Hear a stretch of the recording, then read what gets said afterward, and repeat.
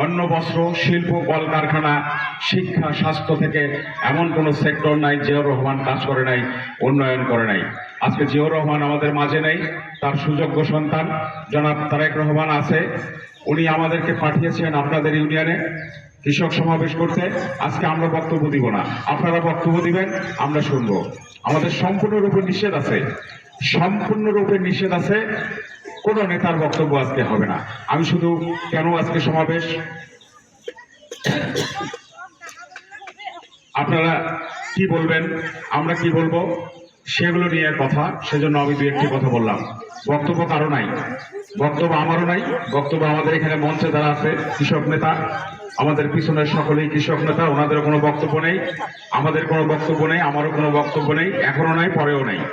এখন আজকে আমাদের কৃষক সমাবেশটা কি হবে, যে আপনারা এখন আগামী দিনে কিরকম বাংলাদেশ দেখতে চান।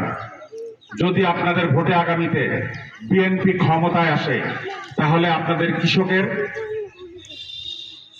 জন্য আপনাদের কি কি বলার আছে, কি কি চাওয়া পাওয়ার আছে, কি কি পরামর্শ দিবেন, সেই কথাগুলো এখন আপনারা বক্তব্য দিবেন।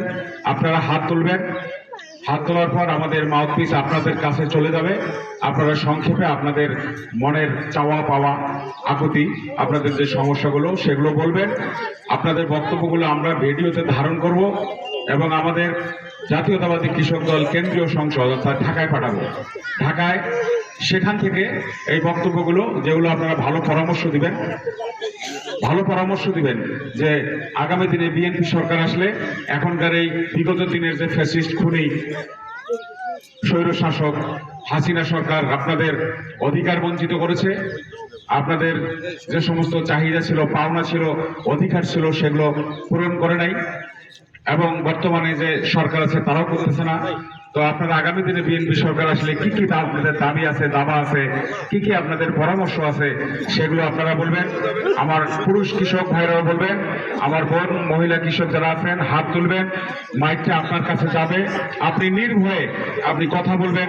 আগামী দিনে বিএনপি সরকার যদি বাংলাদেশের রাষ্ট্রীয় ক্ষমতায় আসে, আপনারা যদি ভোট দিয়ে নির্বাচিত করেন, তাহলে আপনারা আমাদের সেই সরকারের কাছে আপনাদের কি কি দাবি দাবা থাকবে, সেগুলো আমরা আপনাদের বক্তব্যগুলো শোনার জন্য, সংগ্রহ করার জন্য এসেছি।